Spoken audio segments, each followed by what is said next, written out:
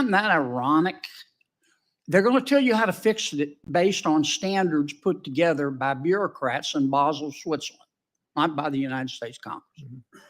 Do you find it ironic that they're telling you this and proposing this? Isn't that kind of like being given gun safety advice by Alec Baldwin? Mm-hmm. Should I answer the question? So the major risk of those banks was hiding in plain sight, which is interest rate exposure. That was known to most people who actually could read a balance sheet and read their financial statements. And that's true. I also think the FDIC said they didn't know. They were busy doing whatever else they were doing at the at their Gomorrah of carnal abuse over there. Yeah.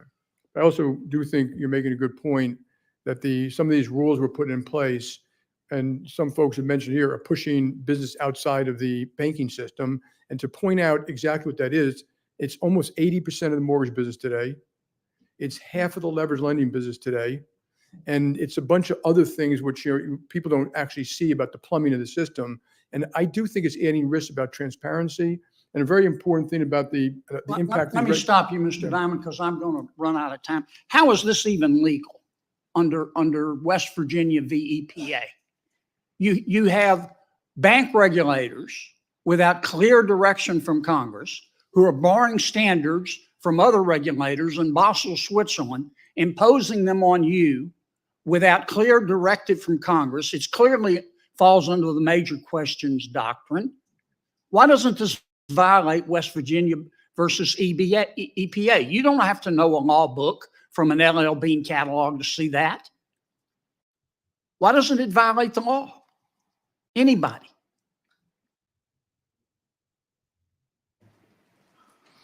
Senator Kennedy's time has expired. Senator Warren from Ms. Fraser was about to answer. Would you like to answer, Ms. Fraser? I thought you gave her time. Proceed, please. I think we very much appreciate your points of view, Senator, on this topic, and I think many of us would concur. While violations of law, we hope, are things that we will debate as a last resort. We would be prepared to do so because it's important that there's clarity in the law and that we abide by it. Thank you, Mr. Senator Warner.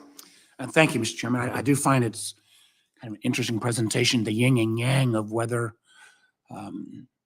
you're the source of all challenges or the regulators are the source of all challenges. Somehow I don't believe either presentation represents the truth. And my questions on Basel III have been raised already. I've indicated I think the timing at this moment is very problematic with interest rates as high as they are, and obviously members of the civil rights community have raised this as well. But before anybody smiles too much, I can also tell you that I get extraordinarily frustrated that any time there is any proposed new regulation or rule, the normal industry reaction is, oh my God, the sky is falling. And the same response is always, you do this, it's going to limit access to capital on Main Street. And I actually do think Senator Menendez's presentation, particularly on CFPB in terms of dollars returned, was pretty good. But I want to actually go to an issue that I've raised with many of you in the past, which is I do believe before we add new regulatory tools about the safety and soundness of our system, one of the things we actually ought to use better is some of our existing tools. Very beginning, when the Fed stood up, the most important liquidity tool was the discount window and use of that tool. And yet we saw with the banks that failed this year, particularly in terms of SVB and Signature, they didn't even have procedures in place to know how to utilize that tool. So I think I'll start with Mr. Moynihan on this one. But I know there was guidance given out this past July to say everybody ought to get their act together. And candidly, I don't have a lot of sympathy because of the concern that many of you and other colleagues have raised that, oh my gosh, if I go to the discount window, that's going to raise a stigma with the market. Well, you can't complain about new regulations if you aren't using existing tools. So beyond the guidance that was given, I'm why shouldn't we have, maybe on some kind of random basis, a mandatory use of the discount window so that we could start erasing that stigma to make sure that every bank, from large to small, know how to use it. Because at least in terms of liquidity, this would be the most powerful tool of all. Mr. Moynihan. So, Senator, I think two things. One, readiness to use it. And I think you'd find that the institutions all here, because of the amount of regulation we have, are ready to use it. And that was an issue of readiness that you rose. But then the second question is the stigma. And we couldn't agree more, whether it was in 7 and 8, whether it was in 2020, or whether it was last spring. Every time a crisis hits, one of the core roles of the reason why the Federal Reserve exists is to provide that liquidity at a time of stress and lender last resort. And every time we're 100% reluctant to use it as an industry because it looks like we're weak, and we've got to figure out a way to change Somehow, it. again, and that's again where I think you see folks on my side of the house complain that, you know, if you're not using existing tools, well, maybe you ought to look at new tools. And I would love to engage with you. I'm going to put legislation forward that would require some mandatory usage, and maybe again how we do that on an episodic basis. But just saying we know there's a stigma problem, but we don't have a plan to address it, means that somebody that might be sometimes sympathetic to you, if we can't use that tool, my sympathy is going to go down dramatically. We agree with you, Senator. Let me try to hit a couple of other types. Artificial intelligence, I know, has been touched. I personally am surprised that there is not greater concern about AI in terms of using its ability to disrupt faith in the public markets. To me, it feels like if there was ever a time and a tool that has such wide-reaching implications, that FSOC, which I know his record has been somewhat mixed, but I strongly believe FSOC ought to take on the responsibility around looking at artificial intelligence in terms of safety and soundness to the overall system. Ms. Fraser, we've talked about this a little bit. What do you think on that issue? Thank you, Senator. You're raising a very important issue and topic that has all of our attention at the moment. When we look at artificial intelligence, it's both an opportunity and a threat. On balance, we all hope it will be an opportunity to improve the strength of the financial system and of human beings, but the threats are also quite considerable. We have a lot of regulation that is in place right now that works very well to safeguard our financial system. We think that regulation should continue to be used to guide. Let me just say, I know my time's up, but I do think FSOC is a tool, and I would make the case, and as others have made the case about underserved communities. Some of you are participating in the Economic Opportunity Coalition and some of our efforts with CDFIs. That is still a tool to get into LMI communities. Those of you who are not participating, this is bipartisan, led by Deputy Secretary Ariamo out of the administration. I hope you consider it. Thank you, Mr. Chairman. I'll yield some of my time to him, son. You have no time to yield, Oh. Senator Haggerty of Tennessee. I tried, Warner. Thank you, Mr. Chairman. And to all of you, welcome. I know how much you must look forward to these meetings that we have here. But today, my colleagues have focused a great deal on the Basel III endgame. It's something I'm deeply concerned about, too. What we have here in Washington, regretfully, are regulators that are in a competition with bureaucrats and other jurisdictions. They seem to be regulating for regulation's sake. I have a very difficult time when massive bodies of regulation are put forward and bureaucrats here try to tell us that the impact is going to be minimal. I'd like to quote specifically from Vice Chair Michael Barr, who's leading the effort on the Basel III endgame. He says that the impacts of the new requirements they're proposing are going to be minimal. In fact, specifically, he says, quote, "The phase-in will allow ample time for banks to adjust their balance sheets and activities and to build capital over time.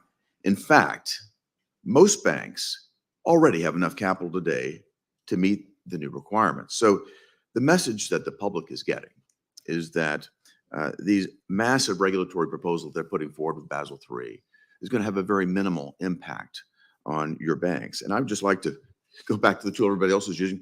Would anybody here that believes that the impact of Basel III would be minimal, raise your hand, please. I'd like the record to reflect, Mr. Chairman, that nobody raised their hand. No one believes that the impact will be minimal. In fact, I think one of the most infuriating patterns of behavior I see among the regulatory class in Washington is either an unwillingness or a refusal to take into account the knock-on effects of the regulations. Mr. Dimon, I'd like to come to you. Your bank has stated publicly that the Basel Endgame proposals would increase capital requirements by some $50 billion. That's not an insignificant number. There are obviously very real costs that are associated with this proposal. And I would like to get your perspective on how this proposal would impact not only your bank, but the markets and the economy more broadly. I think, inside a bank, you try to look at every loan you make and every relationship and every client and every country. And obviously you want to do a good job for your shareholders in the long run. No one tries to be rapacious with customers or employees in the short run. And that, so would it take a lot of loans and immediately make them unprofitable? And I'll give you a specific example, mortgages. I've already told our people that mortgages should not be in the balance sheet. And of course, we can't securitize them either because we haven't passed the securitization law. So it will diminish certain kind of mortgages. It'll particularly diminish mortgages for lower income people. And because the cost of all this is actually much higher on a $150,000 mortgage than on a jumbo $2 million mortgage. And I can go down the line, CDFIs, financial companies, farmers. And then we've already mentioned the extreme effect on market making, which is just a critical function to help finance companies around the world and help people manage money for retirees and veterans and state pension plans to manage their money. And so that one is hard to figure out the full extent of that. I think it actually may cause issues in the marketplace. All these knock-on effects, I think, are very negative. Ms. Fraser, not limited to your bank in particular, but just if you could comment on how this impacts the U.S. banking system's competitiveness on an international basis. This diminishes the US banks' competitiveness on an international basis. I think as we've all reflected, the US financial system is the envy of the world. The US banks play an incredibly important role supporting multinationals and supporting the Western financial system and its operations. It's a strategic asset of the US. Indeed. And I think it's incredible and competitive advantage. Yet the regulators that are focusing on Basel III seem to be hiding behind the claim that this is merely a harmonization of capital requirements. And when you think about a harmonization of capital requirements, it would lead you to believe that U.S. banking capital is somehow below that of our European competitors. And if that were the case, this might allow regulators to prevent, quote, a race to the bottom. But this is not the case. I want to quote from Chairman Powell. Chairman Powell says, quote, "The proposal exceeds what is required by the Basel Agreement, and it exceeds what's been required and what's been done through implementation by other jurisdictions." So, Mr. Solomon, I'd like to come to you. You made reference in your testimony about the competitive disadvantage that this unnecessarily stringent proposal would create for financial institutions, for the economy more broadly.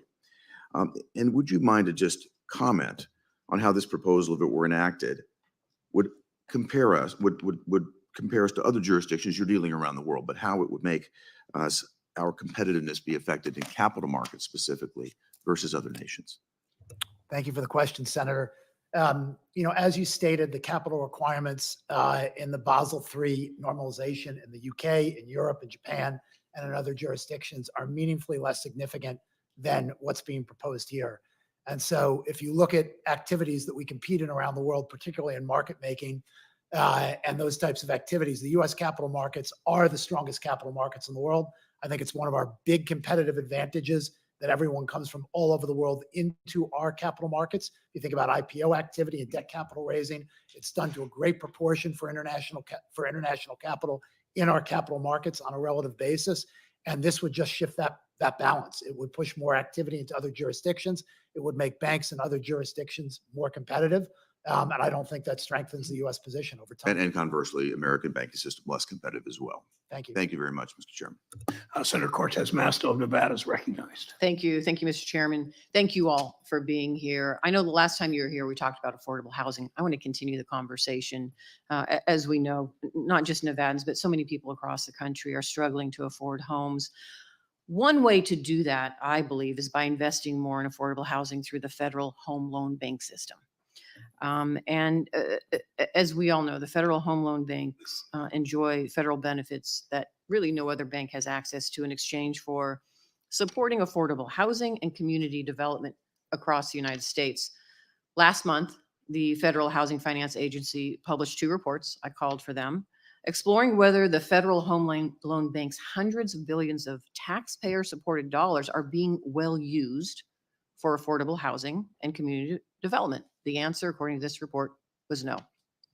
Federal home loan banks currently only provide about 10% of their net income to affordable housing. I, again, believe that's too low. My question to all of you is, do you think the Federal Home Loan Bank should provide 20% or more of their net revenue for affordable housing or economic development? And does anyone not support greater affordable housing investments by the Federal Home Loan Banks?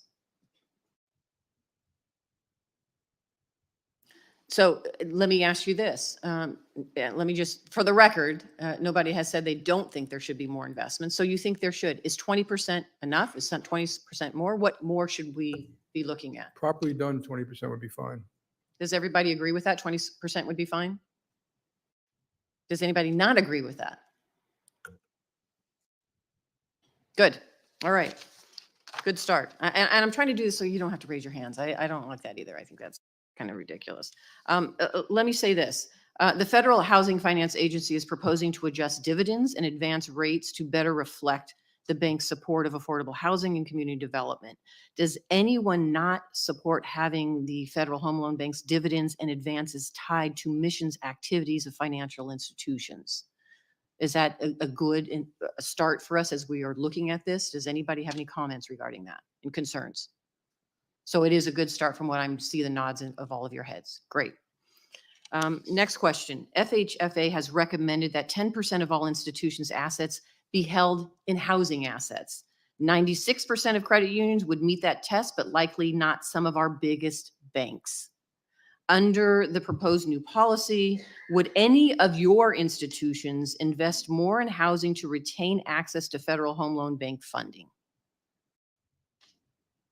Questions, thoughts? Ever thought about it? Still need to think about it?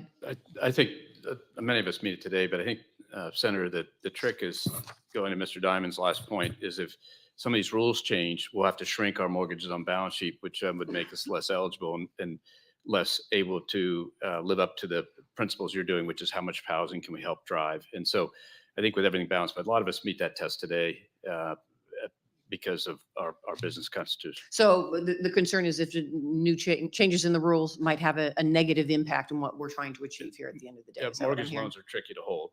Mhm. And if you make them more capital intensive, they're going to be, less profitable. And if we're going to hold less of them, and already 80% of the activity goes on outside the financial institutions today. And so I think these rules may frustrate your intentions of what you're trying to do What we're trying to achieve. with the Federal Home Bank boards. And so we applaud that. We think more affordable housing, but you might be frustrated on the other side. So I think that's the kind of thing we worry about. Helpful. Thank you. I'm going to jump to one other item around affordable housing. Currently in Southern Nevada in Clark County, which is the most populated part of our state, Clark County is looking at new ways, innovative ways to build more affordable housing. One of those is really looking at land trusts, federal land trusts. And the challenge they're having is they're not able to get any of the banks to write up the loans or the mortgages for these land trusts. And here's what I know. For decades, and this is what I want to talk to you about. For decades, banks have invested in apartment buildings that are deed restricted to require affordable rents. But in Clark County, so far, not a single bank has been willing to meet Clark County to discuss providing mortgages for deed restricted standalone homes on federal land. It's the key here is the federal land. I've worked hard to make sure more federal land is available for housing. It's frustrating to see that, unfortunately, the banks refuse to offer mortgages to new homes on federal land. The Clark County Land Trust has been looking for mortgages for 240 permanently affordable homes since August. Clark County has 2.3 million people. It's the top 30 largest metro area in the country. The county has a AA+ credit rating. So I guess my question is, what are we missing here from all of you that we need to be aware of why we can't get a bank to come work with us on these land trusts? I would love to get a team working the detail of that because I don't understand why that would be true unless there are legal things about collateral ownership or something. Thank you. Thank you, Mr. Diamond. I appreciate it. I know my time is up. Thanks, Senator. Senator Vance Wiles recognized. Thank you, Mr. Chair, and thanks to the CEOs for being here. I know a few of you personally, and I admire all of you. But one of the things that I've expressed in private and also in public is my concern that the American political system is infecting the American financial system. And frankly, the American financial system is infecting the American political system. This is a graphic compiled by my staff, which lists the ways in which your financial institutions have gotten involved in major political debates of the last few years.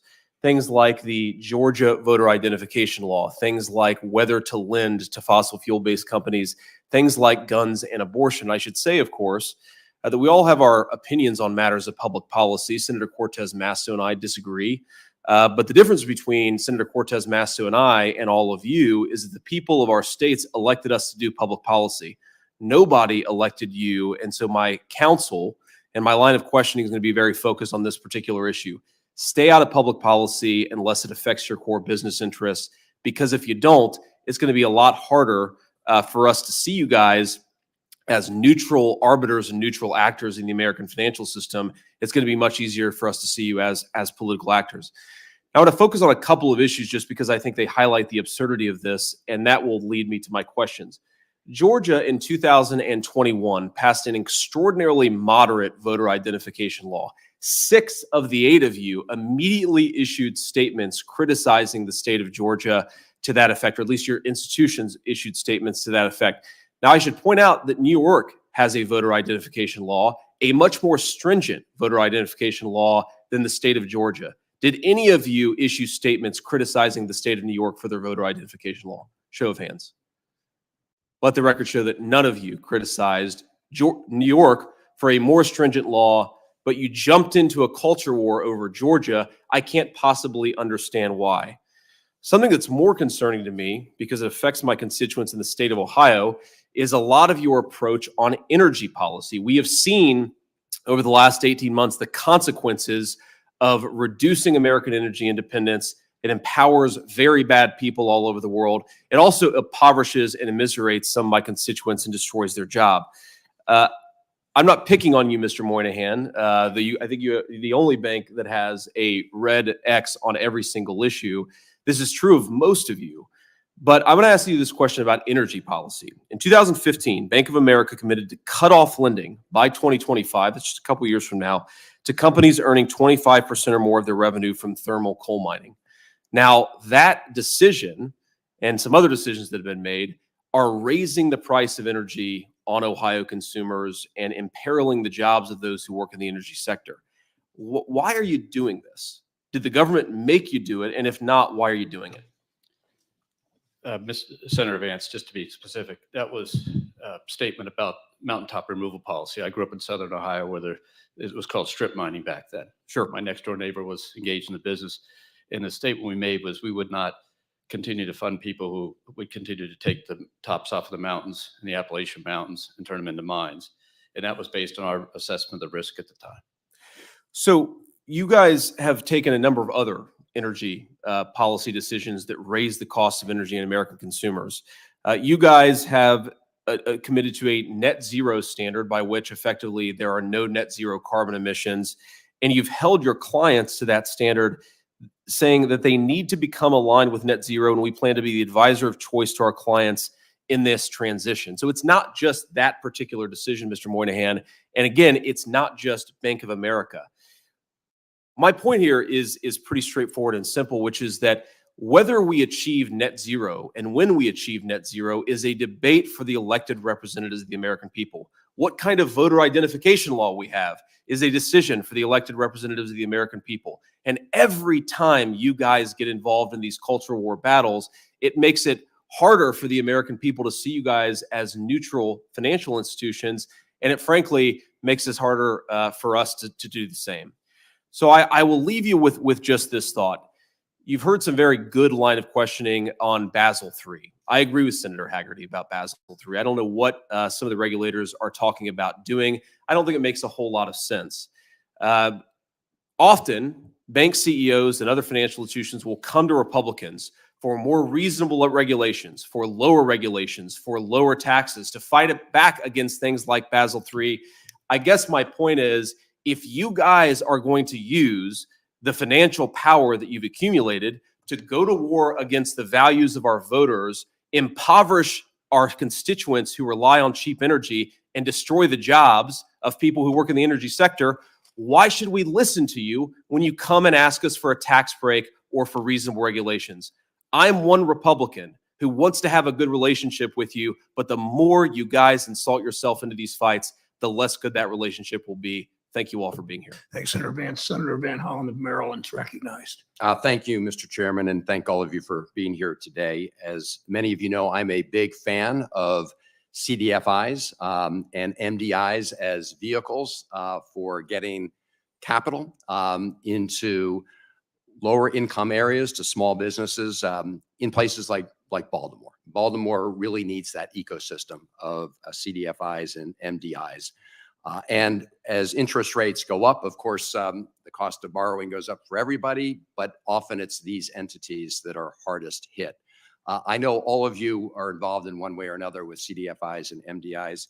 I know Mr. Moynihan and Mr. Scharf, your banks, your institutions have a significant presence in Baltimore. Could you just speak briefly to what your commitment is going forward and whether the higher interest rate environment is negatively impacting your determination to provide support for CDFIs and MDIs? Senator, I'll start. You know, I would say our commitment to working with CDFIs goes through all the cycles and is not going to be impacted by the rate environment that we see. We share your perspective that the CDFIs perform a service and reach a series of individuals in these markets that banks wouldn't normally be able to access. You know, whether it's the investments that we make directly in them. We've talked about what we've done with our PPP money, where a lot of it was given through CDFIs specifically because they have the ability to access, again, customers that aren't comfortable doing business with banks. And so, you know, those partnerships and those commitments will continue. Thank you. Senator, we have $2 billion invested in CDFI country, and that has increased from about $1.5 billion 5-6 years ago up to $2 billion. And they're very interesting in the way they can help us, including most recently, a lot of us participates in a veterans loan fund where the CDFIs can work with veterans to start businesses. And that's not unique to Bank of America. Many of us participate in. We think they can reach parts of the economy with counseling and other things that are critical to the start of a small business. Not that we don't do a good job. We have $40 billion in small business loans outstanding. They grew 10% year over year. It's not that we all don't do a good job in that. It's just that they reach it. So our commitments, it's been there for many, many, many years, probably since they started.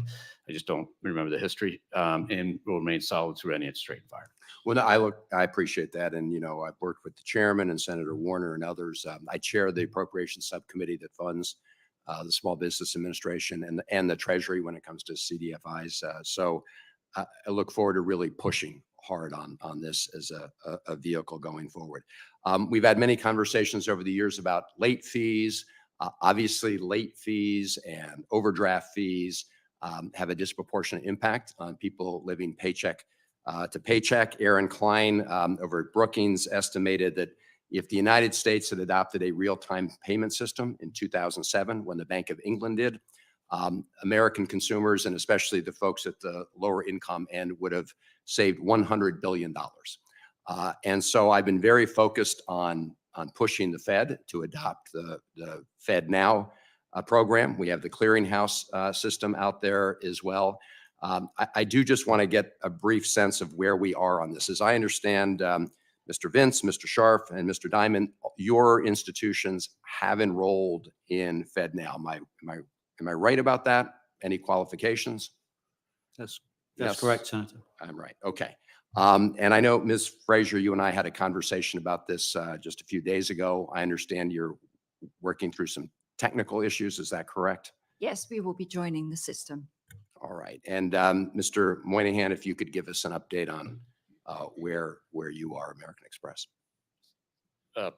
So Bank of America. Sorry. American Express isn't here. If you want to come next time, Bank of you'll be America. fine with us.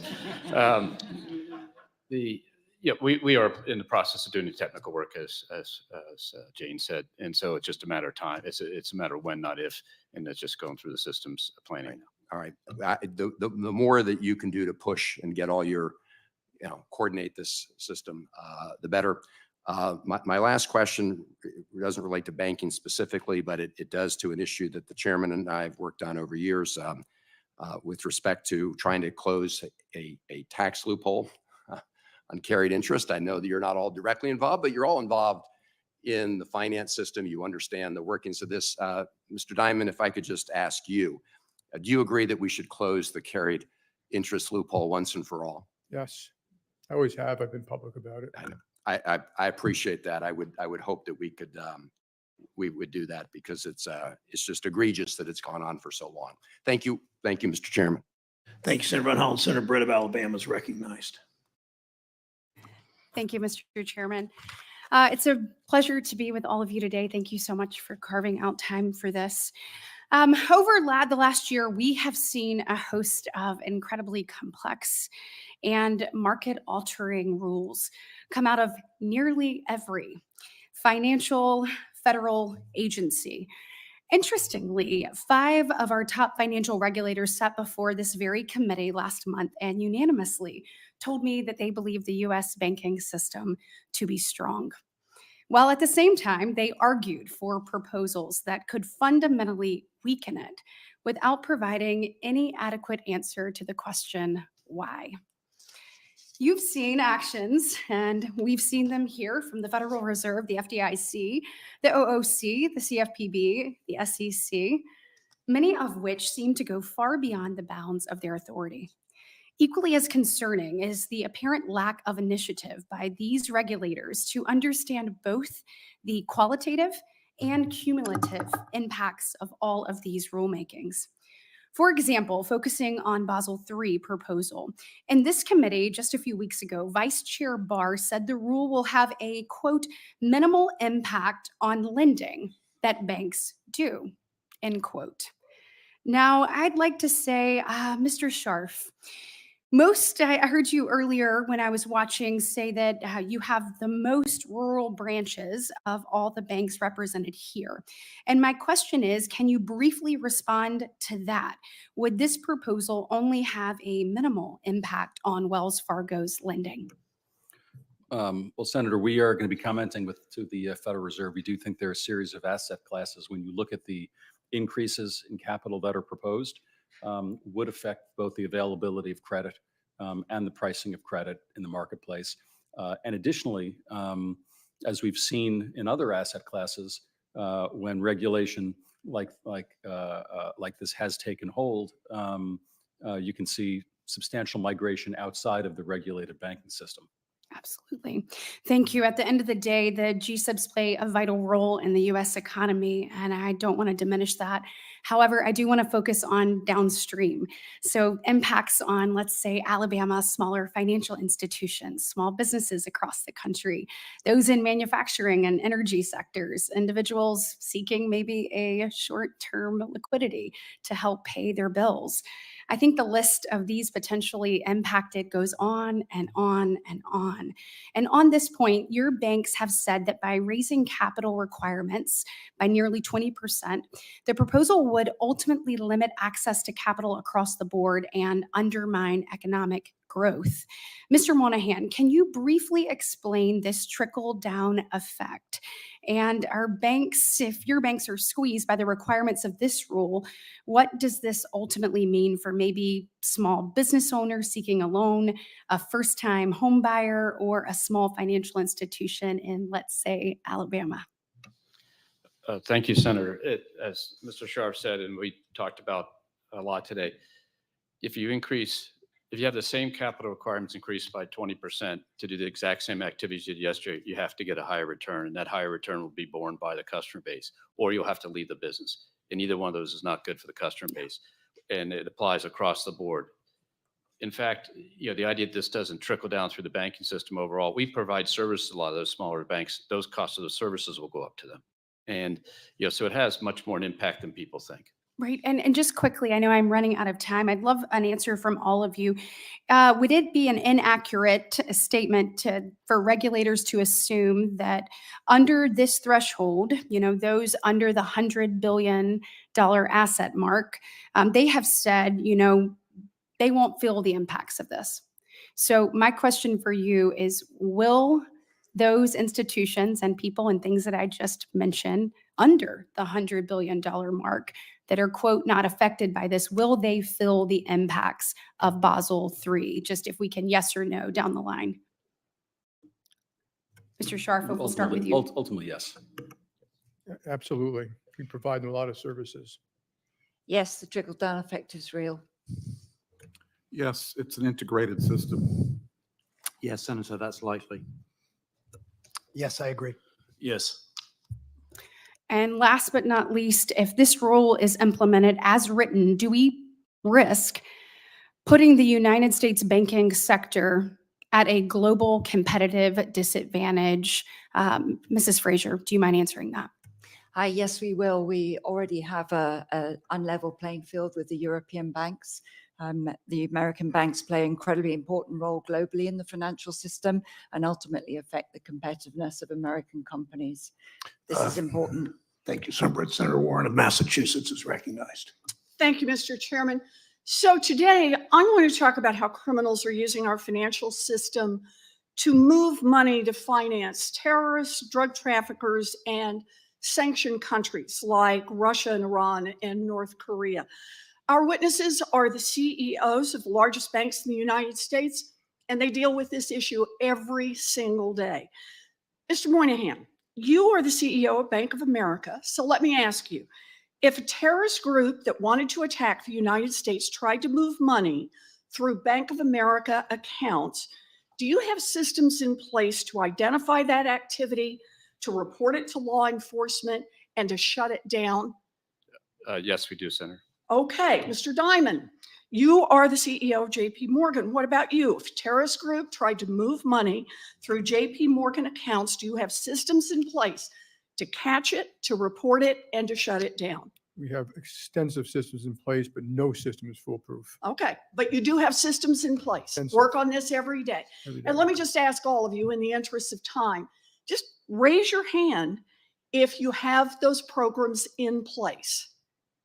Good. I see all the hands up. Look, I believe that none of you want your banks to be used to finance terrorist attacks. But let's be clear, none of you runs these anti-money laundering programs out of the goodness of your hearts. Back in 1970, Congress passed the Bank Secrecy Act to make sure that banks don't run a financial system that is open to terrorists and drug traffickers and rogue nations. But time passed and the crooks got more sophisticated. So after the 9/11 terrorist attacks, law enforcement discovered the way terrorists had gotten around the Bank Secrecy Act, and Congress was then called on to update the laws to cut off future access. And that's what Congress did. Today's terrorists have a new way to get around the Bank Secrecy Act: cryptocurrency. Last year, an estimated $20 billion in illicit crypto transactions funded every kind of dangerous criminal. North Korea has funded at least half its missile program, including nuclear weapons, using the proceeds of crypto crime. And Israeli officials have confirmed that Hamas received millions of dollars through crypto transactions, including, quote, large sums from Iran. Mr. Dimon, you've been CEO of JPMorgan for almost 2 decades. Can you explain why crypto is such an attractive financial tool for terrorists, drug traffickers, and rogue nations? I've always been deeply opposed to crypto, Bitcoin, et cetera. You pointed out the only true use case for it is criminals, drug traffickers, anti-money laundering, tax avoidance. And that is a use case because it is somewhat anonymous, not fully, and because you can move money instantaneously, and because it doesn't go through, as you mentioned, all these systems have built up over many years, know your customers, sanctions, OFAC, they can get bypass all of that. If I was the government, I'd close it down. Okay, well, that's what we're going to talk about. Because last week, federal law enforcement asked Congress to update the banking laws, saying, quote, We cannot rely on statutory definitions that are decades old to address the illicit finance risks that we face in 2023. And these law enforcement officials specifically called out the use of crypto to finance terrorist attacks. Now, the laws clearly need to be updated, but crypto lobbyists are working overtime to block any legislation. They claim crypto is special and it shouldn't have to comply with the Bank Secrecy Act, even if that means letting terrorists and drug traffickers and ransomware criminals and rogue nations move billions of dollars totally unrestricted. So I'd like to go down the line here. Maybe I can start with you, Mr. Scharf. Do you think that crypto companies facilitating financial transactions should have to follow the same anti-money laundering rules that your bank has to follow? Absolutely, Senator. Okay, I like absolutely. Let's go on down the line. Mr. Moynihan? Absolutely. Okay. Absolutely, All right. positively, certainly. Unanimous, absolutely. Absolutely. Absolutely. Absolutely. Absolutely. All right, it's the word of the day. You know, we've got a way to do this. Senator Marshall and I, along with 18 of our Senate colleagues, including Senator Cortez Masto, Senator Smith, Senator Fetterman, Senator Warnock, Senator Butler, who are here right now and on the Senate Banking Committee, have a bill that would do exactly what law enforcement asks. It would extend the anti-money laundering rules that banks follow so that crypto could not be used for financing terrorist attacks or North Korea's nuclear program. When it comes to banking policy, I am not usually holding hands with the CEOs of multi-billion-dollar banks, but this is a matter of national security. Terrorists, drug traffickers, and rogue nations should be barred from using crypto for their dangerous activities. It's time for Congress to act. Thank you, Mr. Chairman. Senator Daines of Montana is recognized. Chairman, thank you. And thanks to all of our panelists for being here today. Earlier this year, we saw a series of bank failures, which were among the largest in our nation's history. These failures, in my opinion, were due to gross mismanagement by bank executives and regulators who were also asleep at the wheel. Instead of holding accountable those in supervisory positions responsible for missing the impending crisis, regulators have decided to put forth a host of regulations that would have done nothing to prevent the failures in the first place. In fact, every regulator I have questioned this year, hearings like this, has confirmed what we all know to be true. And that is the U.S. banking system is strong, it's well capitalized. The proposals put forth by Vice Chair Barr and other regulators will limit economic growth, reduce lending to small businesses, and for those who are able to obtain financing, they're going to see increased costs. You know, I have frequent meetings with my businesses across Montana. We are a state noted for small businesses. I hear from them firsthand about the critical need for access to capital, the concern they have with pending regulations that could threaten their businesses. I questioned Vice Chair Barr before this very committee about risk weighting and public listing requirements in the Basel III endgame proposal. Astonishingly, he claimed that small business would be better off under the proposed scheme than they are now, despite the fact that less than 0.1% of businesses are publicly listed and would qualify for the lower risk weighting. Mr. Dimon, could you speak to how the Basel III endgame proposal would impact your ability to lend critical funds to small business and what trickle-down effects we might expect if this were to be implemented? Yeah, so thank you for the question, Senator. I mean, first off, these questions shouldn't wait for the NPR coming out. They should have been answered way before because it's very complex. The work should have been done. The details should have been shared. Directly, it makes those loans, we either have to charge more and it'll have a lot of unintended consequences. You know, as you know, we open in Bozeman and Billings, but we have to charge more locally just to make sure we get our return on the cost of capital. Secondarily, like the operational risk capital will increase the cost of simply holding a small business checking account or making a loan. And so all these things are cumulative effect. It'll also affect our ability to finance your local community banks, which we often do, your local affordable housing, or the Montana pension plan. So all these things will trickle through. They'll all become a little bit more expensive. And there'll be some other unintended consequences. One, things moving out of banking, but also how we deal with customers. So I think some people will reprice, some people may drop a few customers, and also may lead to more concentration in certain ways because you're going to have to get more revenues from a client to justify the loan. Mr. Diamond, thank you. Mr. Scharf, do you have any comments or thoughts on that as well? I agree with what Mr. Diamond said. Thank you. I want to shift into the issue of oil and gas investment. In this last year and a half, since Russia's invasion of Ukraine, February 27th, I've had the opportunity to travel extensively throughout Europe, where I've met with leaders in virtually all the countries that border Ukraine, particularly on the west side. Been in the Baltics, also in the Balkans, as well as Ukraine border countries. One thing I've heard that's nearly universal is that they've let the whims of the day dictate their energy policy and moved too quickly away from reliable baseload forms of energy like natural gas, coal, hydropower, and nuclear. I was struck when I was in Vilnius. They took me out to their LNG facility. By the way, when that regasification, they're these floating ships, which is parked there, it's fittingly called the Independence, as this LNG really has been key. That's coming often from the United States to get Europe back on its feet to a certain extent as it relates to energy. But I asked these folks who run the LNG plant, what'd you do before you were making LNG? And I had a background in chemical engineering. I was kind of curious about process and who these people are. They said, well, we used to run the nuclear plant in Lithuania. So what do you mean you used to run it?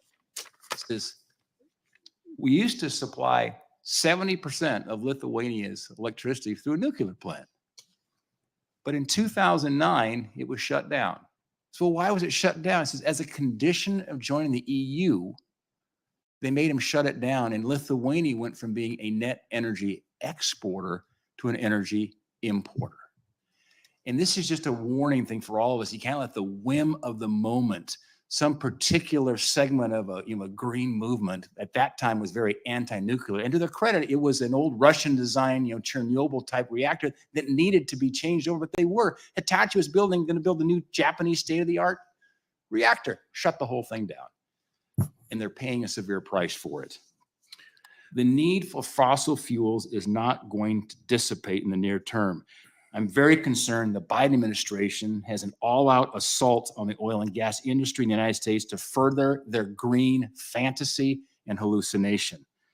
We can do this the safest and the most environmentally sound way, to have a balanced energy portfolio that includes, of course, renewables and the exciting future we have in the transition. But we better make sure we think about expanding our portfolio when the world's going to need 50% more energy than it does today in the next 25 years. Mr. Diamond, can you discuss the importance? Very briefly, Okay. 30 seconds if you can, Mr. Diamond. Mr. Diamond, here's my question. Can you discuss the importance of having some common sense as it relates to capital requirements, lending, and so forth in the oil and gas industry? We have to finance a transition. You need secure, safe, affordable oil and gas to do that. The oil company is doing a great job reducing CO2. If you don't have affordable, cheaper energy, the cost on poor people, poor nations will be dramatic. We can get it done right as long as we were very thoughtful about it. Senator Smith is recognized from Minnesota. Thank you, Mr. Chair, and good morning to all of you, or I guess it's good afternoon now. So I'm glad to have you all with us. I'd like to start with you, Mr. Scharf. So I want to talk to you about the Community Reinvestment Act. I think that this is a really important tool for making sure that people and businesses in low and moderate income communities have access to capital and lending and financial services. And I, for one, am encouraged by the new CRA rulemaking, which I think is an important update. And I think it makes some thoughtful changes to realign the CRA with its core purpose and to give banks and financial institutions clear direction on what activities qualify for CRA credit. So, Mr. Scharf, could you tell me how you assess this final rulemaking for the CRA, and do you think that these changes will better enable banks to meet their CRA obligations? Senator, I very much agree with your sentiment of both the importance of CRA and the need to make changes in existing CRA legislation to ensure that the ultimate goals are actually achieved through the actual legislation. I think when you look at the changes that have been made, there's certainly many items that are taken into account which are directionally supportive of what I just said. We've given some comments to the regulators about some of the specifics that we would like them to just reconsider as they work towards that goal.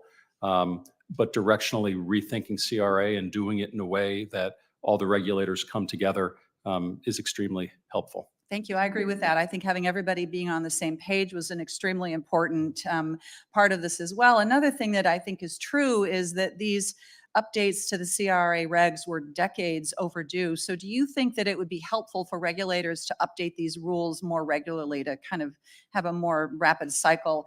I'm not talking about changing rules all the time, but I'm saying learning from our experience and your experience to make sure they're working well.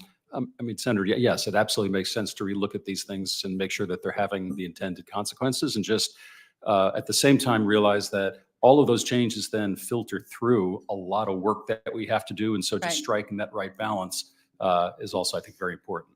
Great. Thank you. Mr. Solomon, good afternoon. It's good to see you.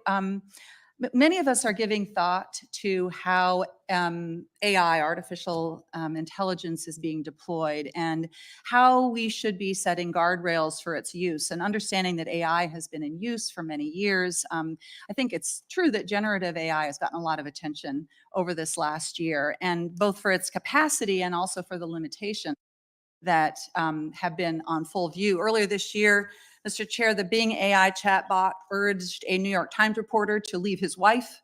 And just last week, it was reported that the Amazon chatbot experienced, and I quote, severe hallucinations and leaked confidential data. So my question for you as the leader of Goldman Sachs is, how do you see using this? I know that you probably have been using our AI tools for quite a long time, but could you talk a little bit about how the generative AI projects that you're working on, how you see these being deployed internally, and how you are thinking about the appropriate guardrails? Thank you for the question, Senator. Obviously, it's something we're very focused on. And as you highlight, there are super offensive productivity things that can be done with the technology as the technology accelerates.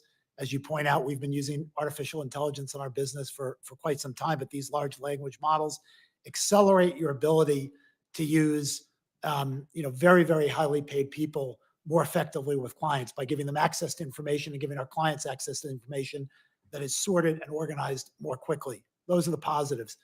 On the negatives or the defensive, the technology can obviously be used to disrupt activities, to disrupt markets. It falls into our category of thinking about cyber protection and guardrails. And so we have an enormous amount of focus in thinking through how these tools can be used to attack our systems, our platforms, et cetera. I think it's the acceleration of this technology is going to continue. The pace is quite robust.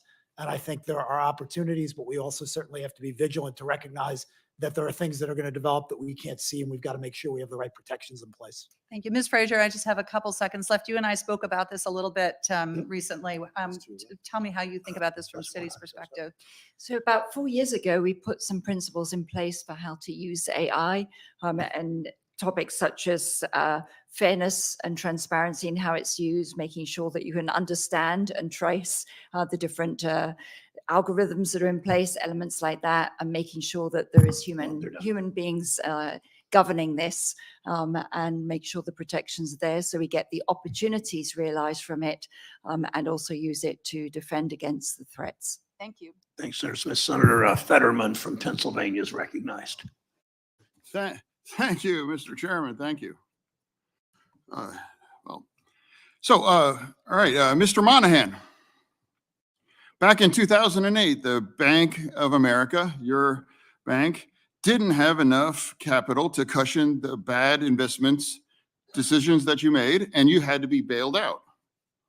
And then in 2023 of this year, the Silicon Valley Bank didn't have maintaining enough capital and had to cost over $20 billion from the FDIC. So let me ask you, should we believe you that you have the Batman, we got this kind of an issue? or should we able to have intervention to adjust this? Well, Senator, I think since the financial crisis, this body, along with Congress and the president, passed the Dodd-Frank Act, and there have been, which changed the capital rules. There was an adoption of further Basel standards. On top of that, there's been 13 stress tests, if I got it right, each one of those more severe. And so even in the last 5 years, we probably have 10, 15% more capital required for under those tests. So I think there's been a significant amount of regime change made. The question is, for the institutions that failed early this year, is that none of them are captured with that scrutiny. And our view was that as a group that had to go in and do two things. One, try to keep them alive long enough so it could be resolved. And secondly, this week, soon we'll cut a check of $2.1 to $2.2 billion to the FDIC to pay for the cost of the cleanup. And our company, along with all of us, our view is that these capital rules aren't really going to address that. And there have been many capital rules applied to these institutions and the 30 stress test banks, which do apply to that. And that's why you saw us to be a source of strength earlier this year. Oh, yeah. Well, if you felt that, we all supported those kind of changes after the crash, and then how come we have what happened at the Silicon Valley Bank now some 15 years later, and if there wasn't the kind of intervention, they would have called another kind of a crash. So have we got it right yet? Should we have to make any more changes? How are you okay with this idea that a relatively small bank, especially compared to the size of all of you in front of us today, could cause a crash system-wide, unless that the president had to quickly intervene and make sure that we address this? Any changes? Anything else? Or that it's okay to worry that a small bank could actually imperil our entire financial system?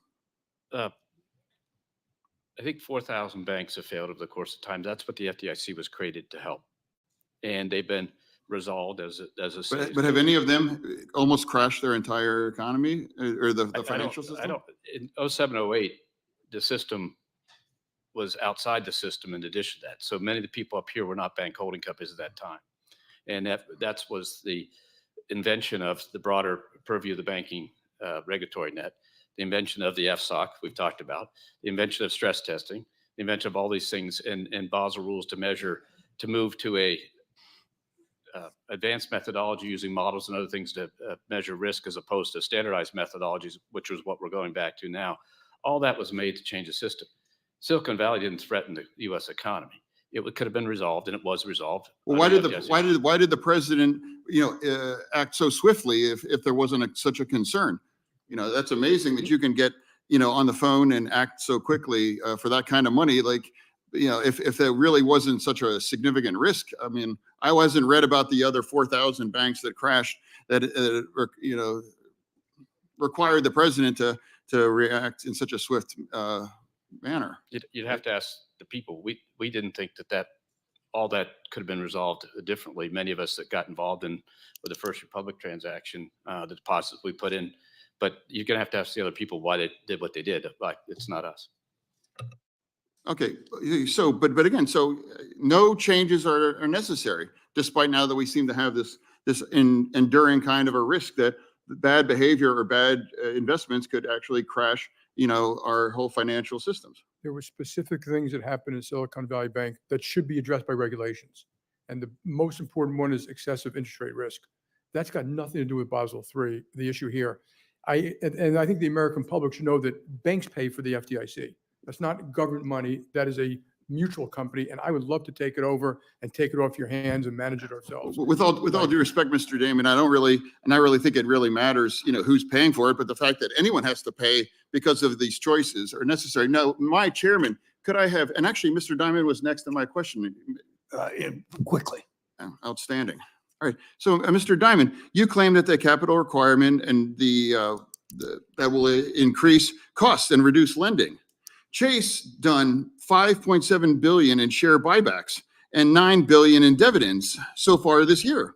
So wouldn't it be easier just to kind of hold on to a lot of that money and lend it out? Or why would you want to give it away to the shareholders and other things like that, or buying back your own stock? It is the shareholders' money. And we do all the proper lending we can and should do. It will reduce the profitability to a bank of doing the business. And I don't think you should be asking people to do stuff that's unprofitable for their shareholders. That's more like a charity. There's tons of that. Happy to talk about that in more detail. Thank you, Senator Fetterman. And the committee will take under advisement Mr. Dimon's proposal to take over the FDIC. Yeah, I would love to, if there was more time, because I would love to explain, have you explain why we should support, Democrats should have support Nikki Haley for president, but I don't have the time. Thank you, Mr. Fetterman. And while I like your ideas on SSI, Mr. Dimon, I need to think more about FDIC. Senator Warnock from Georgia is recognized. Thank you so very much, Mr. Chair. Before I get to the question that I set out to ask, I have to respond to the senator from Ohio, not the chair, who apparently takes great umbrage to the words or the letters sent by the leaders of these institutions responding to the voter suppression bill that was passed in Georgia. I know a little something about voter suppression in Georgia. Today is, in fact, the 1-year anniversary of my election in Georgia. But my election should not give people the false impression that there's no voter suppression in Georgia. It should not give us any misunderstanding about how bad a law SB 202 actually is. In fact, I had to sue the state of Georgia because at the beginning of my runoff a year ago, they decided that folks wouldn't be able to vote the first Saturday of the runoff, claiming that this was the clear letter of the law. You couldn't vote a couple of days after a holiday, that holiday being Thanksgiving, and a day that used to honor the anniversary of Confederate General Robert E. Lee. And so I had to sue them and then appeal again and again just so Georgia voters could vote. So I think that people in your position do have a corporate responsibility. And I hope you will certainly feel the freedom to lean in the places and the spaces where it's necessary. And in that vein, I want to ask you about the Safer Banking Act, legislation recently considered by this committee on cannabis banking. Many of your banks have lobbied for this bill, and the American Bankers Association, of which you all are members, supports the bill as well. I'm going to ask you to raise your hand if you support the Safer Banking Act. None of you support the Safer Banking Act. I'm going to ask you a question. Raise your hand if you support the Safer Banking Act. Senator, we all support the intent of it. The problem is it doesn't fix the problem, and that's it. So don't take our non-essentials. Let me ask my next question. Please raise your hand if you believe passing the Safer Banking Act will reduce the racial wealth gap.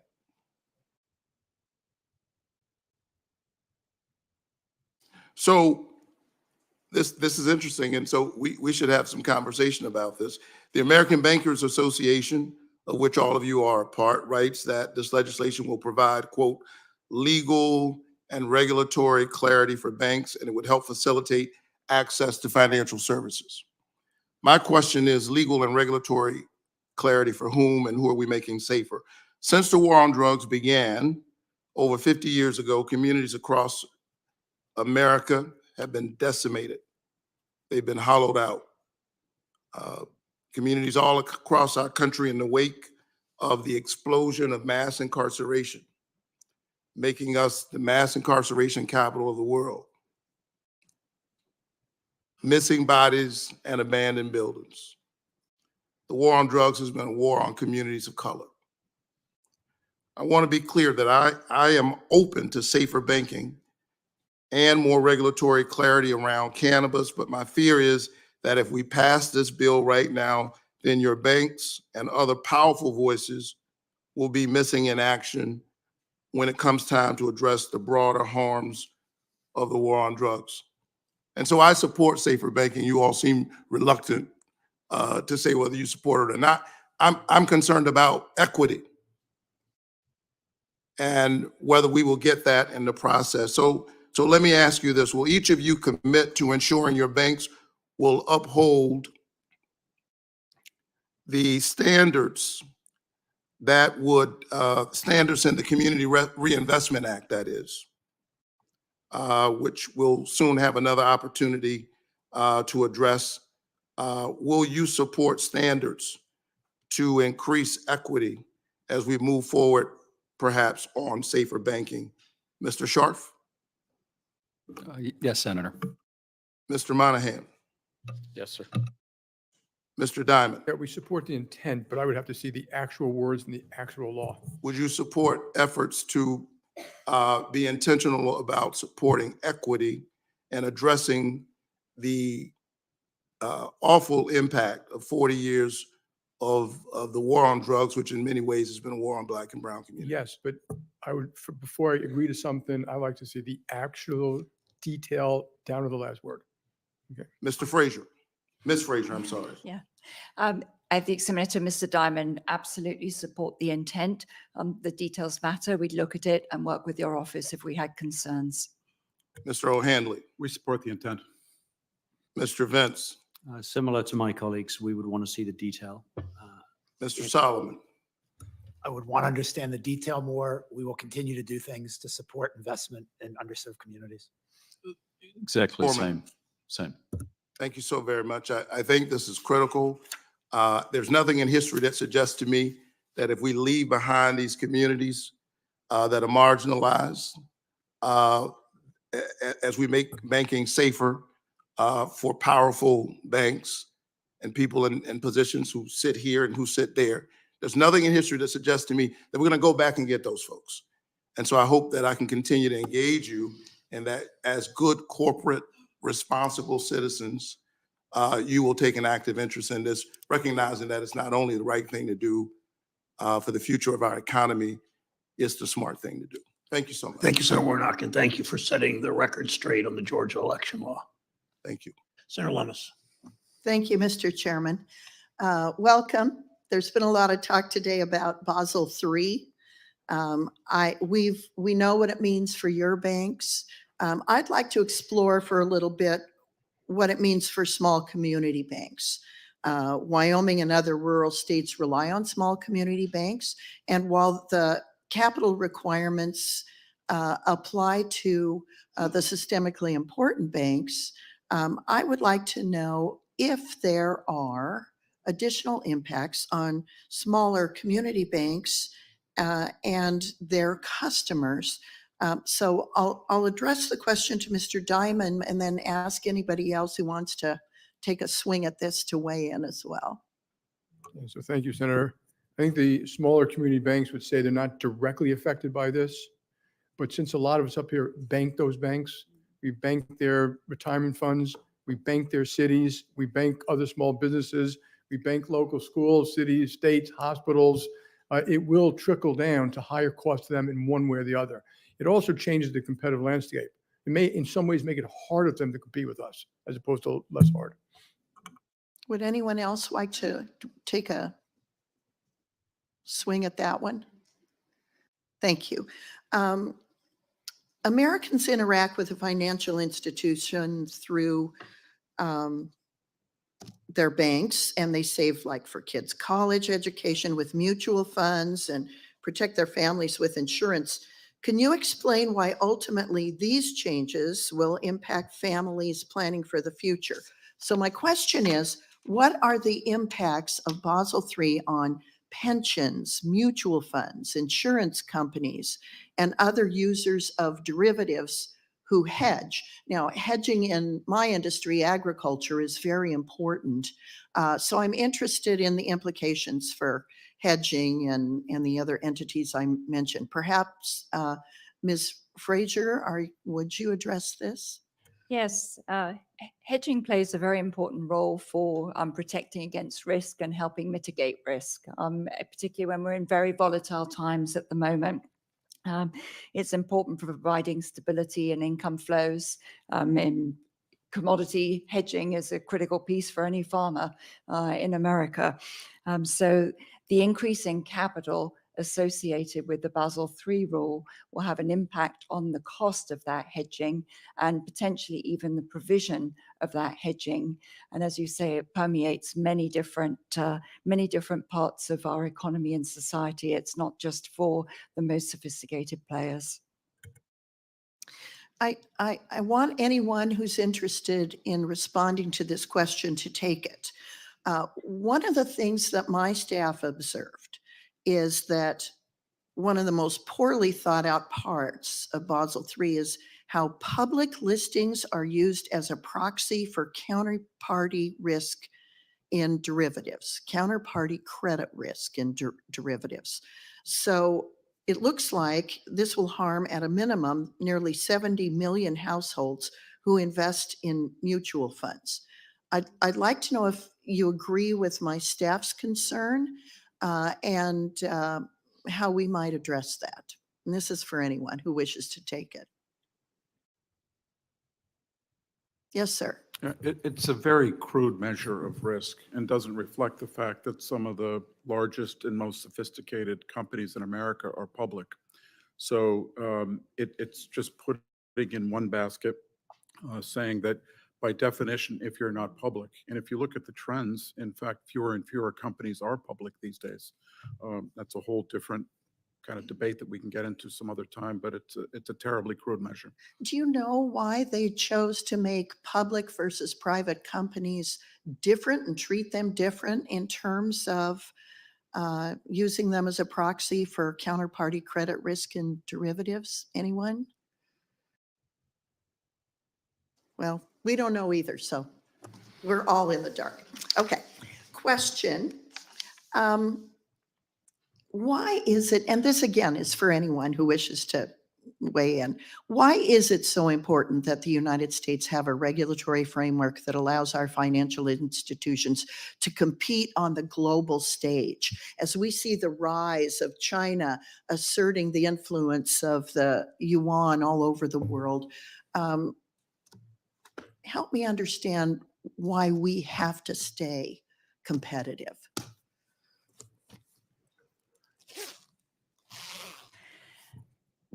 I speak as an immigrant to the States. America plays a critical role around the world in terms of supporting supply chains, in terms of the risk management tools it provides, the stability it provides to populations all over the world. The investment flows, we account for over 50% of all of the capital activity and investment activity in the world. That is a strategic asset for America. It's something we should be incredibly proud of, and it's something that we need to defend. Anyone else? Okay, yeah. anybody else want to answer? Sure. Okay. I think when you're next to the last, people are getting kind of tired. So. Thank you so much. Thank you. Thank you for the patience of all of you. Senator Butler, the newest member of this committee, and sorry you have to sit there. And number Welcome. 100. When you were number 100, you stand between the panelists and lunch. So I appreciate very much the time that you all put into talking with me, knowing that I was going to be the last person to ask you questions. But because most of you have a significant footprint in the state of California, I thought it important on behalf of the 40 million California residents to sit here the entire time and represent their interests across this industry. I'm glad our ranking member made his way back as the newest member of the Senate. I'm still getting to know my colleagues, and I wanted a ranking member to know that I do agree with him on a key point that he made in his opening remarks, and that is the majority of the American people who are watching this broadcast, particularly who are still watching, are not talking about nor have any interest in Basel III Endgame. They are talking about fairness and fees and affordability. And so that is where I want to land my two questions. I want to, and it's honestly not to pick on anyone, but really in the space and intention of moving things along. I want to pick up on Senator Smith's point around algorithms and algorithmic deployment. Ms. Frazier, you and I spoke about this as it relates to customer account closures. We talked specifically about the November 5th New York Times article in which Citi was specifically mentioned, a customer of yours who owned a bar and who was making bar-like deposits, end-of-day cash deposits in round amounts so that they could actually keep petty cash on hand to be able to make change at the bar, and found themselves the victim of an account closure due to what the algorithm determined was suspicious activity. Can you talk more about the process that you have deployed across Citi to give customers confidence that when you are doing your due diligence as a significant global investment institution, when you are doing your due diligence to provide and enhance national security, how do those American people who are still watching, who are still listening, who will hear this back, how can they have confidence that their credit isn't going to be negatively impacted, that you're going to return their whatever remaining balance that they may have on time in a way that they can actually get their bills paid due to no wrongdoing of their own? Senator, thank you very much for the question. Thank you also for sitting through the entirety of the hearings today. You raise really important point. I think all of us want to protect our customers. There's a tremendous amount of fraud. There's cyber probably keeps us awake at night. We want to do a good job for our customers. We want to look after them and enable them to live their lives and their financial lives securely. We have money laundering requirements that are very significant, in which we're not allowed to go and then tell the customer why it is we've closed their account. And I think all of us appreciate how frustrating that is for our customers, but we must follow the law. You and I have also talked about when it's found out that a customer's account has been closed in error or for some other reason, or there's been fraud blocks, how do we then help them recover their funds quickly? And that, again, I think there is no bank CEO on this table that does not want to help a customer to do that. And we're very happy to follow up with you on what are different ways that can be achieved. Thank you. Thank you, and thank you for extending that opportunity to continue to figure out ways that this body can act to protect not only California customers, but people who are banking with your institutions around the country. My last question, Mr. Dimon, you and I also talked about this. As the representative from California, it is critical that I represent those voices on affordability and home affordability. In particular, your institution has done an incredible amount on this issue, and I want to applaud and recognize you for that. On the other hand, the other issue that I raised with you is just a concern of this intersection of both a declaration and a support for investing in affordable housing and making mortgages more affordable for low and middle income families, and the practice of financial institutions in buying real estate development purely for the purposes of putting it up for rent. Those two things seem to be in opposite and in contrast to me. And there's a report of JP specifically in California about this behavior. And I'd love to give you the opportunity to talk to Californians about how you are meeting both of those obligations, the obligation to provide more affordable housing, help to create more access to the American dream, and at the same time, buying more and more single-family residential properties that where they are going to be only available for renting. Right. So thank you. Mr. Dimon, be brief if you would. Thank you for the question, Senator. Love affordable housing. Do a lot of it, as do a lot of the banks up here. We can make mortgages much lower cost for lower size mortgages. I've been dying to work on that for 10 years now. I think that you're referring to an instance where we financed a company which is building homes, and it's, I think, 200 homes for rental. Remember, rental is appropriate for some people. And so I understand your concern, and I'll look into the specific thing, but building more homes is good for affordable housing. Thank you, Mr. Diamond. Senator Butler, thank you. Thanks to the 8 of you for joining us today. For senators who wish to submit questions for the hearing record, those questions are due 1 week from today, Wednesday, December 13. To the banks, please submit your responses to these questions for the record 45 days, no more than 45 days from the day you receive them. Thank you again. The hearing's adjourned.